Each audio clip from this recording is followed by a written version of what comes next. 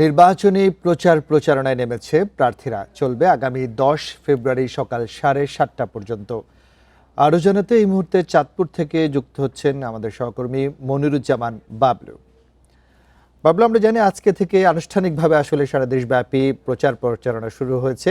তো এই মুহূর্তে চাঁদপুরে আসলে কেমন অবস্থান রয়েছে, প্রার্থীরা কেমন প্রতিক্রিয়া জানাচ্ছেন বা ভোটারদের আসলে কি প্রত্যাশা রয়েছে? চাঁদপুরের ৫টি আসন রয়েছে। ৫টি আসনগুলোতে আজকে সকাল ৯টা থেকে রাজনৈতিক নেতা কর্মী প্রার্থীরা কিন্তু বিভিন্ন দলের প্রার্থীরা তারা বিভিন্নভাবে মতামত জানাত এবং বিভিন্ন সংবাদ সম্মেলনের মাধ্যমে কিন্তু তারা তাদের প্রচারণা শুরু করেছেন।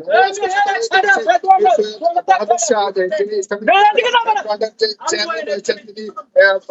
এই চাঁদপুর ৫ আসন হাজির ৪ আসন প্রচার শুরু করেছেন। যার প্রতীকে তিনি আমরা ইতিমধ্যে তার সংবাদ সম্মেলনে দেখেছি তিনি বলেছেন যে মুক্তিযুদ্ধের সপক্ষে থেকে তিনি না ভোটের পক্ষে ভোট আহ্বান করেছেন, যেটি বাংলাদেশে কোন প্রার্থী প্রথমবারের মতো না ভোটের ভোট চাইলেন, যেখানে সরকার হ্যাঁ ভোটের পক্ষে প্রচারণা চালাচ্ছেন। আমি আমার পাশে এই মুহূর্তে রয়েছেন কিন্তু ইসলামিক আন্দোলনের একই আসন প্রার্থী মোহাম্মদ আলী এখানে গণসংযোগ শুরু করছেন। তিনি সংবাদ সম্মেলনের মাধ্যমেই তার কার্যক্রম শুরু করবেন।